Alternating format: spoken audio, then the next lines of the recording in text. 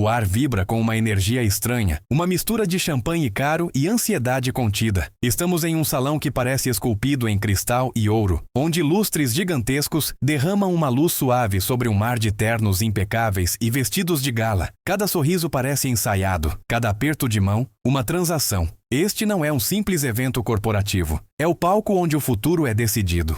E nesta noite, todos são atores, desempenhando o papel de sucesso, enquanto esperam em silêncio pelo veredito do diretor que está por vir. Olhe mais de perto e você verá as linhas invisíveis que dividem este salão em reinos distintos. Perto do palco, em mesas opulentas, senta-se a realeza da empresa, a diretoria. Suas risadas são genuínas, seus gestos amplos e confiantes. Falam de mercados globais e aquisições bilionárias como se falassem do tempo. Mais para o fundo, a nobreza menor.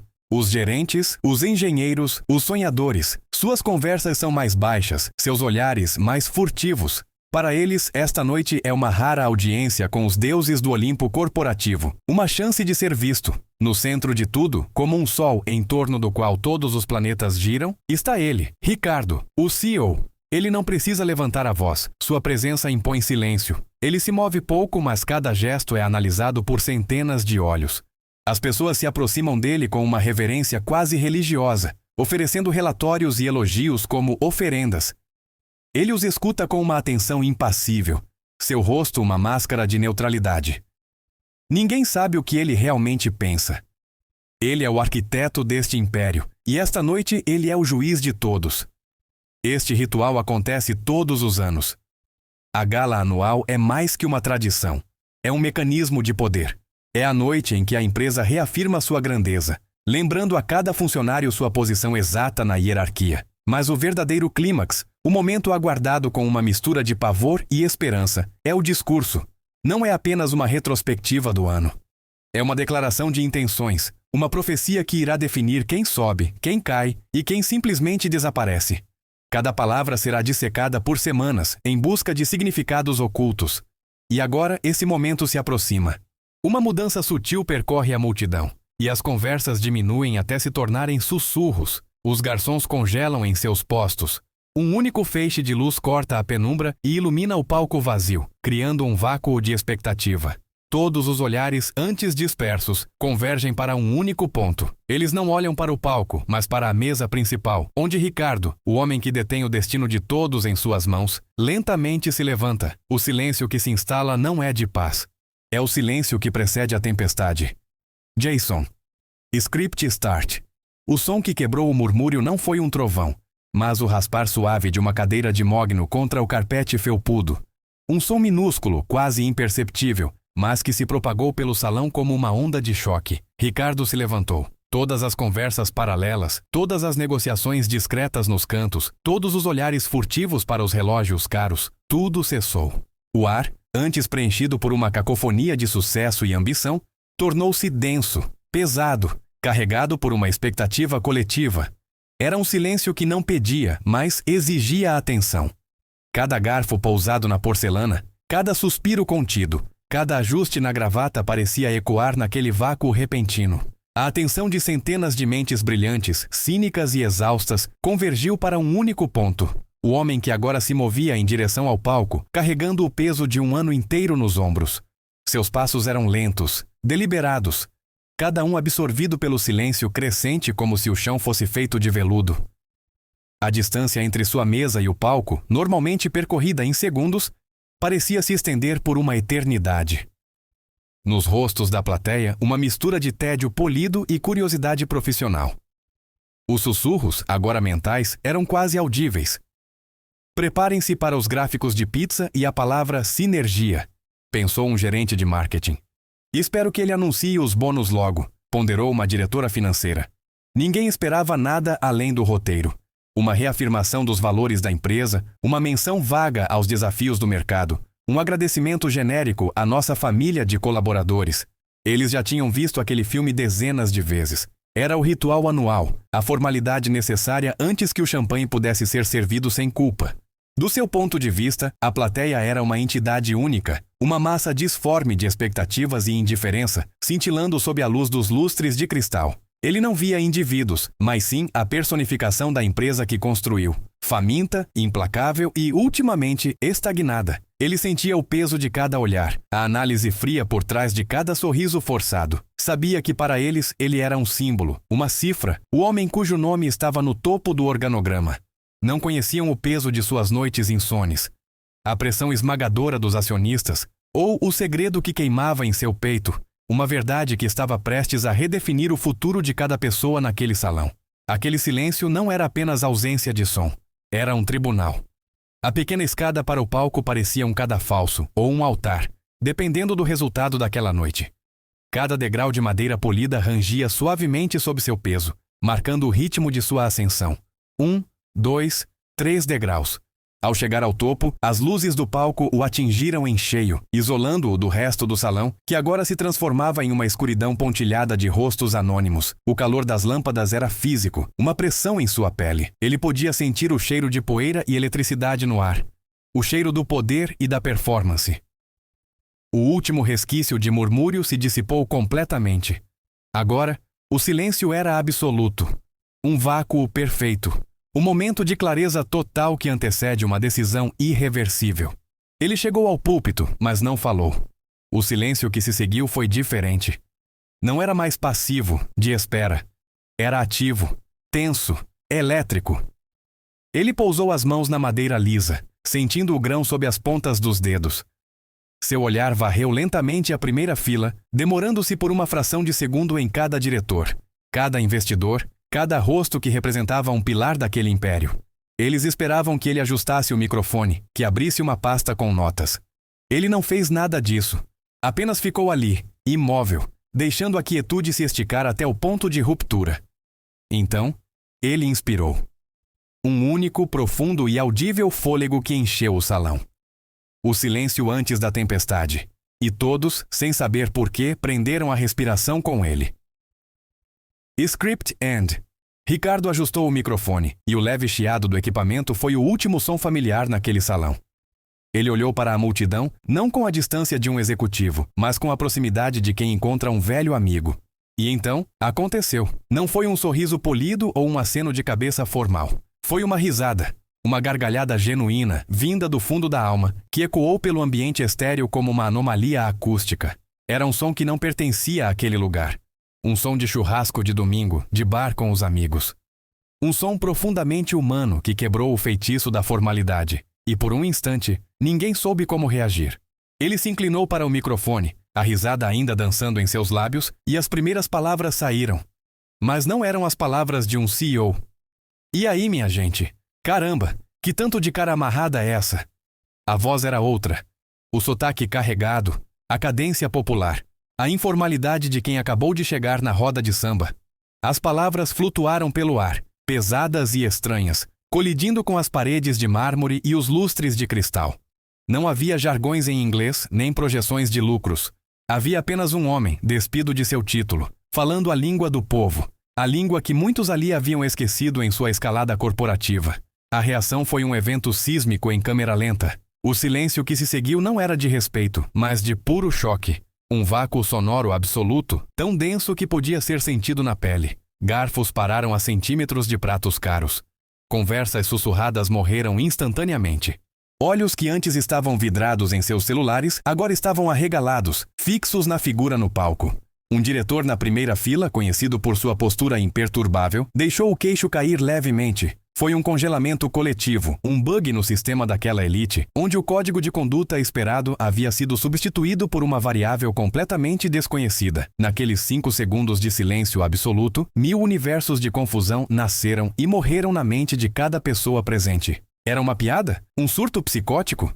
Uma pegadinha elaborada para testar a lealdade? O cérebro de todos trabalhava em alta velocidade, tentando reconciliar a imagem do Ricardo enigmático, o titã corporativo das planilhas, com aquele homem de fala solta e sorriso fácil. A dissonância cognitiva era brutal. O homem que eles projetaram como um deus distante acabara de se revelar um ser humano desconcertantemente comum, e o sistema de crenças de todo o ecossistema da empresa entrou em colapso.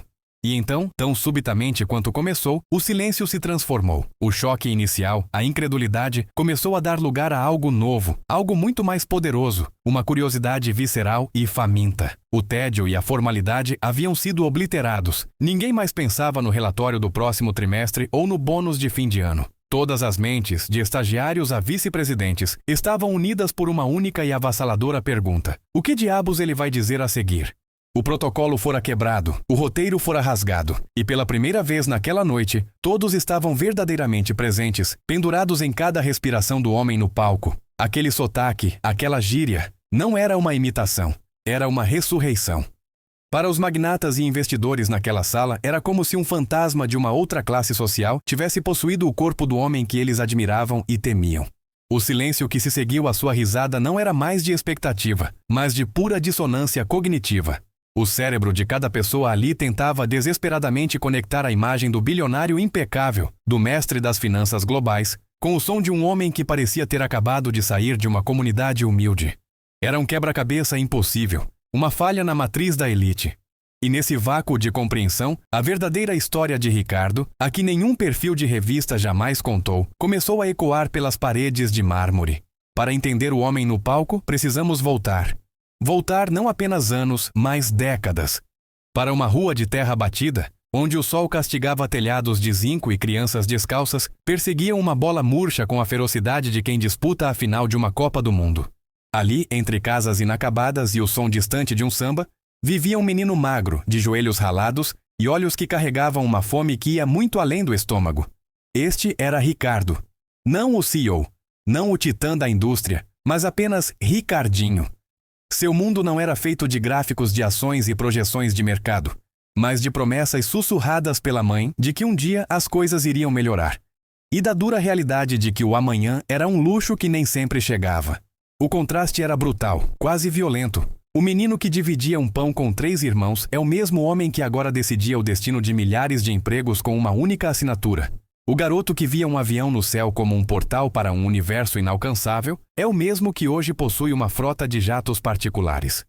Aquele chão de terra, onde cada poça de chuva era uma armadilha e cada pedra um obstáculo, foi trocado por tapetes persas e pisos de madeira polida, que refletiam um sucesso ofuscante. Ele não apenas saiu da pobreza. Ele a soterrou sob camadas de riqueza, poder e uma identidade cuidadosamente construída, projetada para apagar cada vestígio daquele menino de joelhos sujos.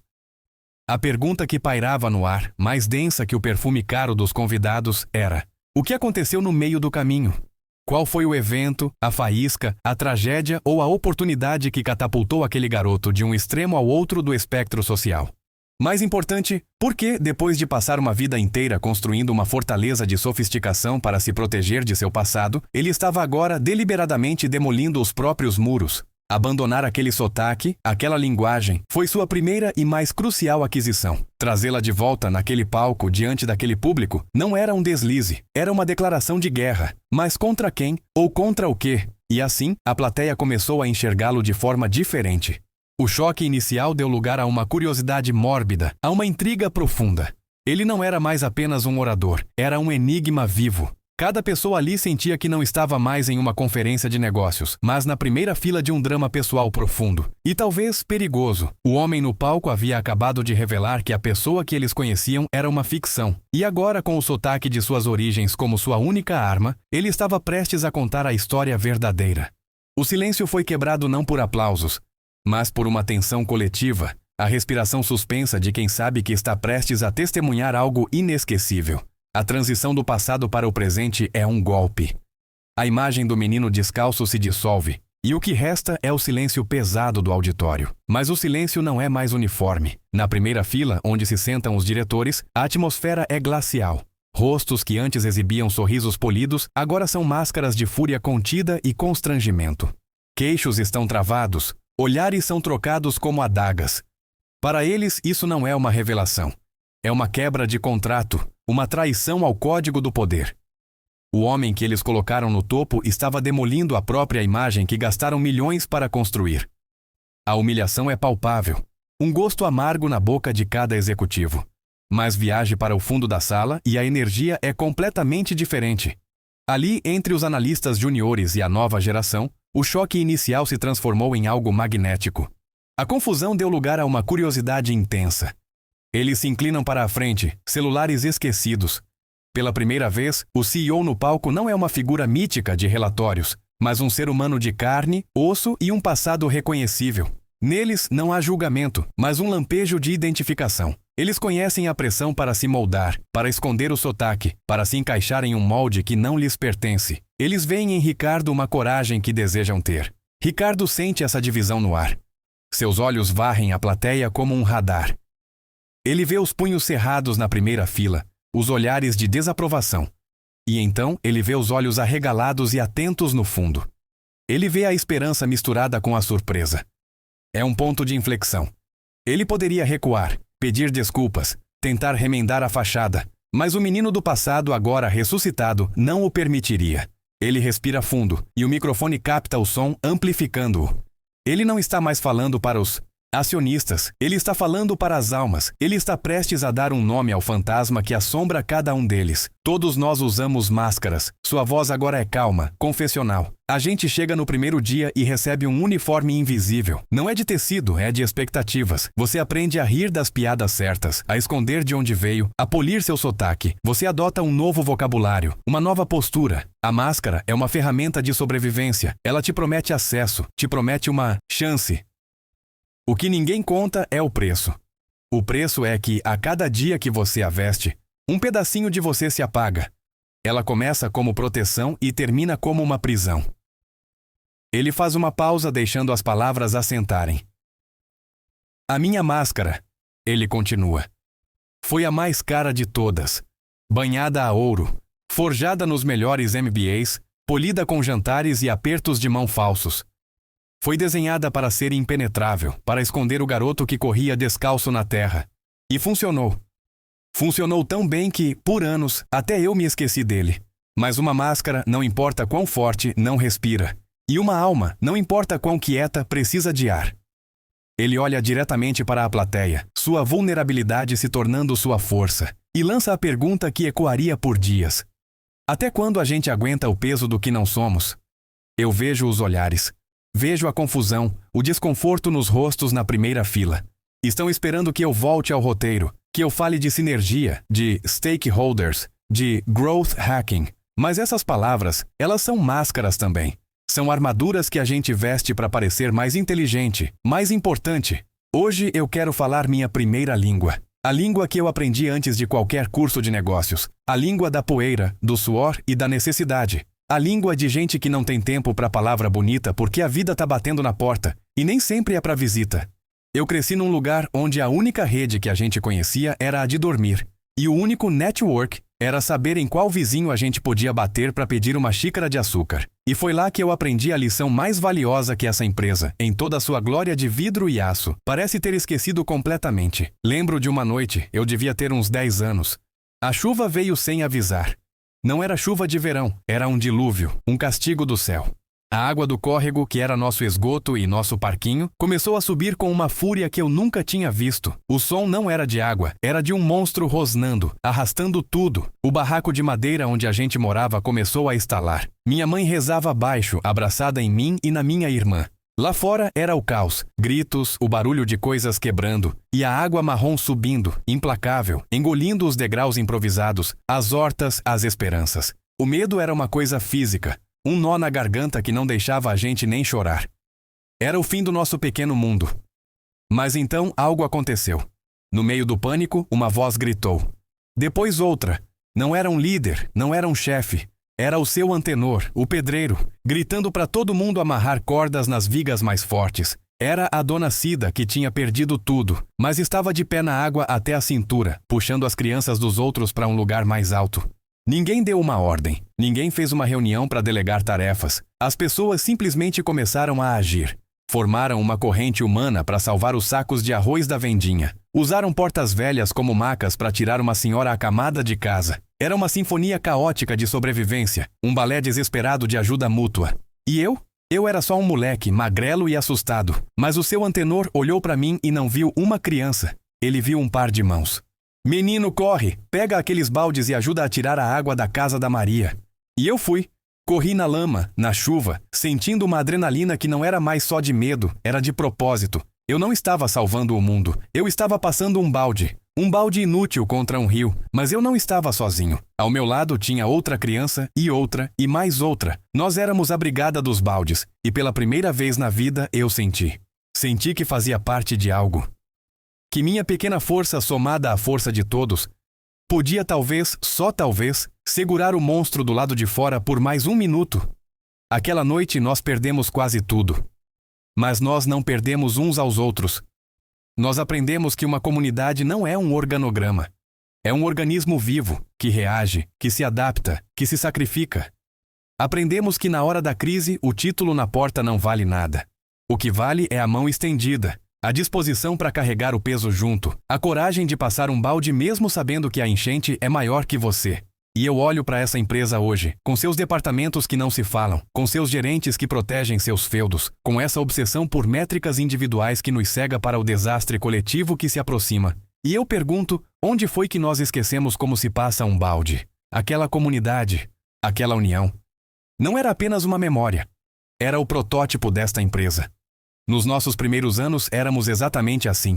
Conhecíamos o nome dos filhos dos colegas. Comemorávamos aniversários com um bolo simples, não com um e-mail padronizado do RH. Lutávamos juntos não por um bônus, mas porque acreditávamos genuinamente que estávamos construindo algo maior do que nós. Nós éramos uma família, e em algum ponto do caminho nós nos perdemos. Trocamos o calor humano pela eficiência fria das planilhas, pela métrica vazia que nos guia cegamente hoje. E que planilhas impressionantes nós temos! Olhem os gráficos. Receita trimestral recorde superando todas as projeções de Wall Street. Uma valorização de 300% nas ações nos últimos 5 anos. Dominamos 60% do mercado, aniquilando a concorrência. Nossos relatórios anuais são estudados em faculdades de administração como um case de sucesso absoluto. Pelos números, somos invencíveis. Somos o sonho de qualquer investidor, a personificação do sucesso. Somos uma máquina perfeitamente calibrada para gerar lucro, otimizada ao máximo para extrair cada centavo de valor do mercado e das pessoas. Mas há outros números que não mostramos aos acionistas, números que escondemos às 7 chaves. A nossa taxa de rotatividade de funcionários subiu 400% em 3 anos. O número de licenças médicas por estresse e burnout triplicou. As pesquisas de clima organizacional. Bem, paramos de fazê-las porque os resultados eram aterrorizantes. A verdade é que esta máquina de lucro está sendo alimentada pelas almas da nossa equipe. Nós não construímos uma empresa, construímos uma moedora de gente. Se você já se sentiu apenas mais um número em uma planilha, deixe um like neste vídeo para mostrar que não está sozinho, porque essa desconexão é a doença que está nos matando por dentro. E eu sou o principal culpado. Eu me tornei o arquiteto desta máquina. Fiquei embriagado com os números, com os elogios da imprensa financeira, com os tapinhas nas costas em reuniões de luxo. Eu olhava para os gráficos de crescimento e sentia orgulho, mas evitava olhar nos olhos dos nossos funcionários no corredor. Eu aprovei bônus milionários para a diretoria enquanto ignorava os alertas sobre as condições de trabalho na base. Eu troquei a lição mais valiosa da minha vida, a de que a força vem da comunidade, pela busca incessante de um dígito a mais no balanço financeiro. Então, por favor, entendam. O que vocês estão vendo hoje não é um colapso, não é um surto, isto é uma intervenção. Esta quebra de protocolo, este discurso, é a minha tentativa desesperada de puxar o freio de emergência antes que esta máquina saia dos trilhos de vez. Porque a verdadeira riqueza de uma empresa não está nos seus cofres, mas na cultura que ela cultiva. Não está no preço de suas ações, mas na lealdade de seus clientes e na paixão de seus funcionários. E nós estamos falidos. Completamente falidos no que realmente importa. O silêncio que se seguiu não era de reverência, mas de choque. O ar, antes carregado pela emoção da narrativa de Ricardo, agora se tornava denso com uma tensão palpável, gélida. Os rostos dos membros do conselho, antes máscaras de polidez corporativa, agora se contorciam em expressões de incredulidade e fúria contida. A primeira voz a quebrar o silêncio não foi de apoio, mas de acusação. Foi a voz de Arthur Medeiros, o presidente do conselho, um homem que dedicara 40 anos de sua vida a transformar a empresa num império de números e resultados. Para ele, o que acabara de testemunhar não era um ato de liderança visionária, mas uma insubordinação pública, uma traição televisionada para todo o mercado financeiro. A alma da empresa para Arthur não era uma metáfora poética, era o valor de suas ações, a confiança dos investidores e a previsibilidade de seus lucros trimestrais. A perspectiva da diretoria era um universo à parte da de Ricardo. Eles não ouviam um chamado para o resgate de valores, ouviam o som de contratos sendo rasgados e de ações despencando na abertura do pregão seguinte. Cada palavra de Ricardo sobre cultura tóxica e desconexão era um golpe direto na imagem meticulosamente construída ao longo de décadas, uma imagem de estabilidade, força e infalibilidade. Eles viam o discurso não como uma confissão, mas como uma sabotagem deliberada.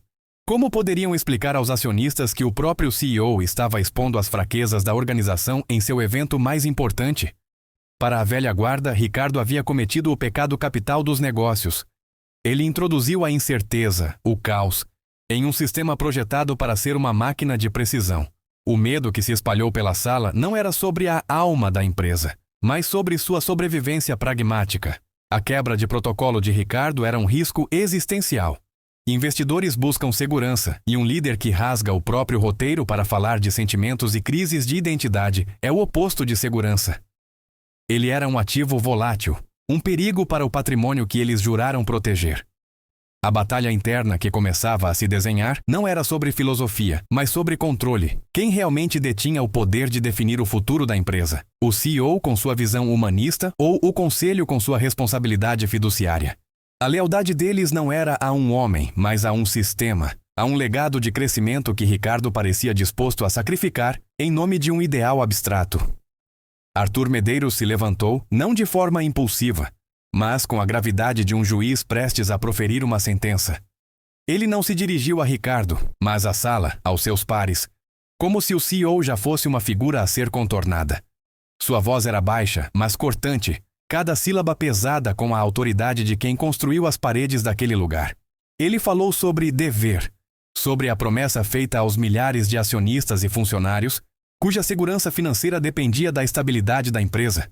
Ele recontextualizou o ato de Ricardo, transformando-o de um apelo emocional em uma violação de confiança. Um ato irresponsável que colocava em risco o trabalho de uma geração inteira. Ele era a voz da ordem contra a anarquia. Aquele momento selou o racha. A empresa se dividiu em duas facções irreconciliáveis. De um lado, Ricardo, agora um líder isolado, defendendo uma revolução cultural.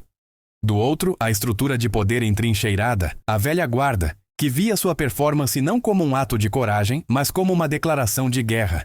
A reunião de acionistas havia se transformado em um campo de batalha. Não se tratava mais de apresentar resultados, mas de lutar pelo controle da narrativa, pelo coração e, mais importante para o conselho, pelo futuro financeiro da organização. A guerra pelo futuro da empresa havia começado, e as primeiras trincheiras estavam sendo cavadas ali mesmo, sob as luzes ofuscantes do palco. Enquanto nos andares mais altos o silêncio era uma arma, nos andares de baixo, algo completamente diferente acontecia. O discurso de Ricardo, banido da transmissão oficial, encontrou um caminho alternativo, movido pela urgência e pela necessidade. Não ecoou nos corredores de mármore, mas vibrou nas telas de milhares de funcionários. Era um segredo compartilhado, um arquivo de áudio enviado entre departamentos com a legenda "Você precisa ouvir isso". A revolta da diretoria era uma tempestade contida em uma sala de reuniões, mas a ressonância das palavras de Ricardo era um maremoto silencioso, ganhando força a cada compartilhamento, a cada clique, a cada fone de ouvido conectado. No início foi uma onda de choque e incredulidade. Ninguém ousava comentar abertamente. As conversas aconteciam em chats privados, em grupos criptografados, longe dos olhos da gestão. Frases inteiras do discurso eram copiadas e coladas, dissecadas. Ele realmente disse isso? Perguntavam. A coragem de Ricardo era contagiante, mas também aterrorizante. Para muitos, era a primeira vez que a frustração coletiva, o sentimento de ser apenas uma engrenagem em uma máquina impessoal, era verbalizada por alguém no topo. Aquele discurso não era um ataque à empresa, era um espelho.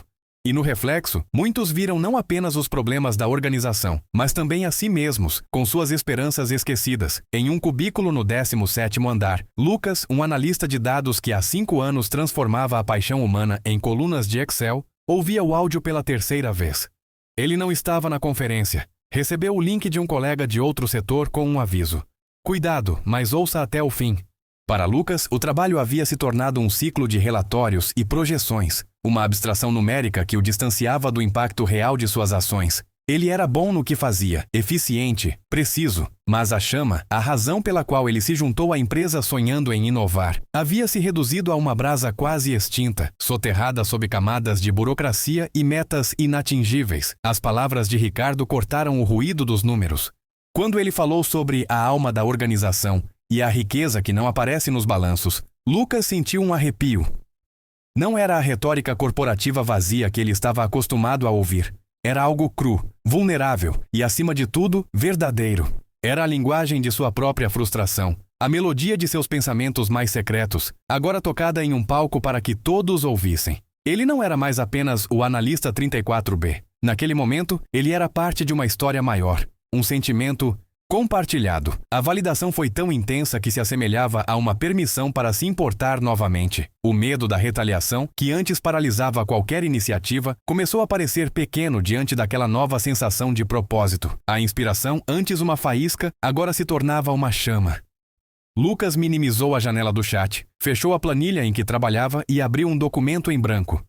Na sua área de trabalho, esquecido há meses, estava um projeto pessoal.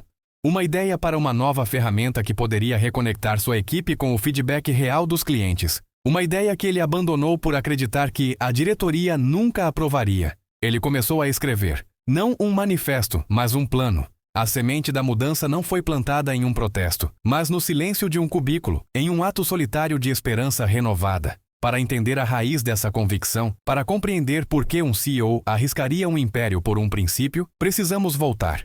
Não aos corredores de Harvard ou às salas de negociação, mas a um lugar muito mais humilde. Um lugar barulhento, com cheiro de óleo e suor. O chão de fábrica onde um jovem e ambicioso Ricardo aprendeu sua mais duradoura lição. A voz que o guiava não era de um professor renomado ou de um guru corporativo. Era a voz calma e rouca de um homem que muitos simplesmente ignoravam. Um homem chamado Antônio. Seu Antônio não era engenheiro, nem gerente. Oficialmente seu cargo era de zelador. Mas para quem realmente prestava atenção, ele era a alma daquele lugar.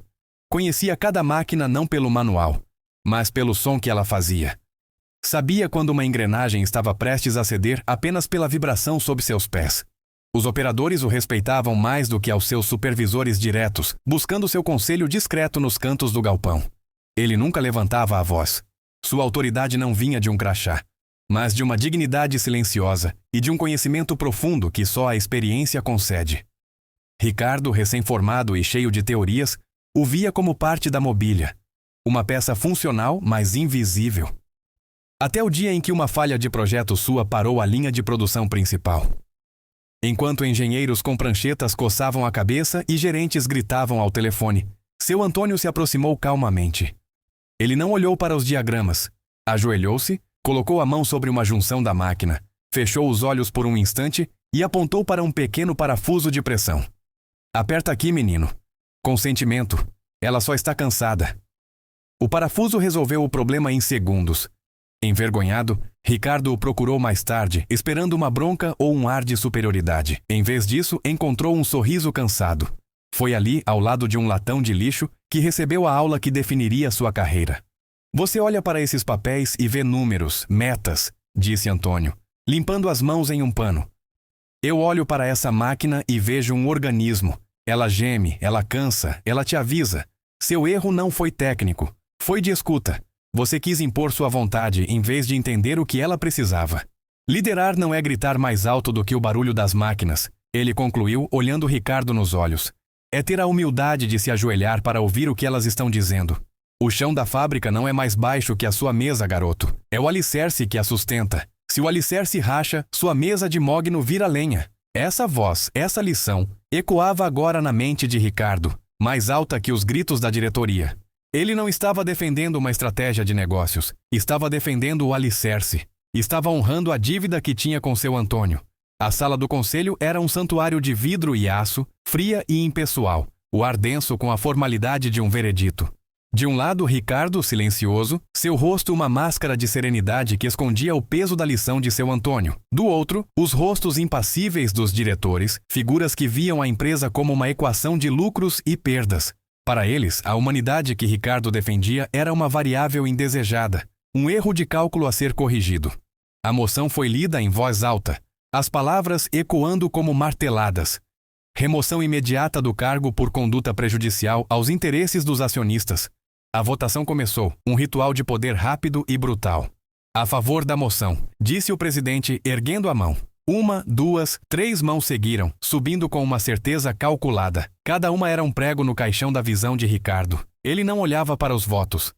Seus olhos se fixaram num ponto além da janela, vendo não o horizonte de concreto, mas o chão de fábrica, as mãos calejadas que eram a força vital da empresa. Faltava apenas um voto para selar seu destino. A mão final começou a se erguer, lenta, um carrasco prestes a desferir o golpe. Foi então que um som quebrou o silêncio estéril.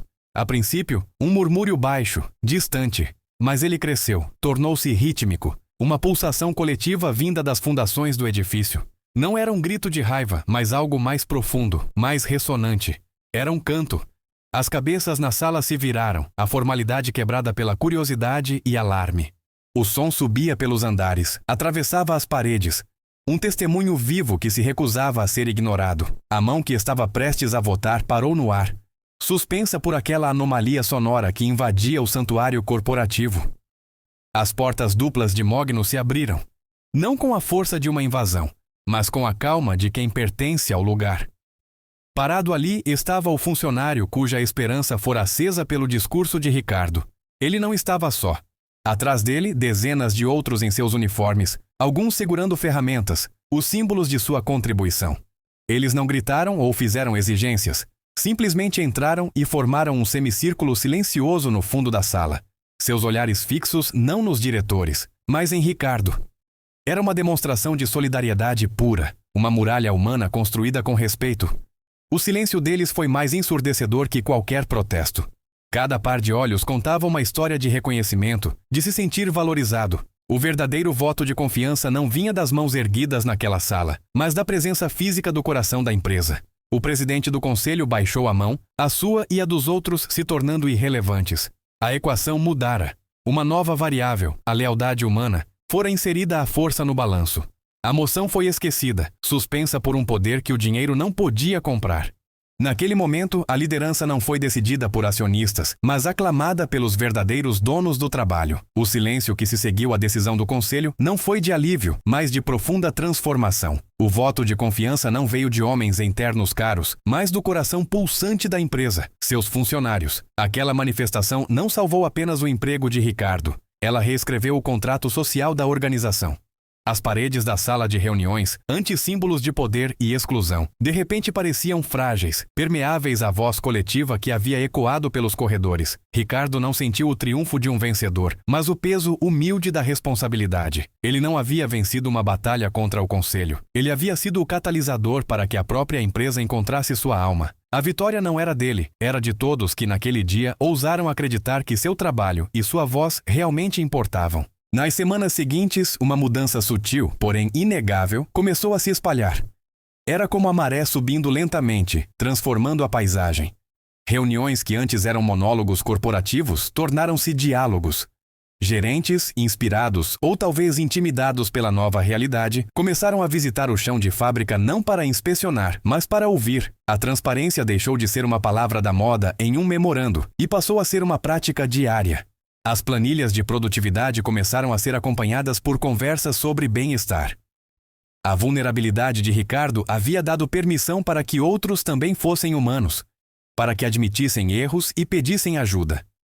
A cultura não foi alterada por um decreto. Ela evoluiu organicamente, nutrida por um único ato de coragem que provou que a empatia não era uma fraqueza, mas a maior das forças estratégicas. Para Ricardo, cada dia era um lembrete vivo da lição de seu Antônio. O velho mentor nunca falou sobre valor de mercado ou estratégias de aquisição. Ele falava sobre o valor de um aperto de mão firme, de olhar nos olhos, de saber o nome do filho de um colega. Ele ensinou que um líder não é aquele que se senta no topo da pirâmide, mas aquele que fortalece sua base. Ao arriscar tudo, Ricardo não estava apenas defendendo suas decisões recentes. Ele estava honrando uma promessa feita a si mesmo anos atrás, no pátio empoeirado de uma oficina.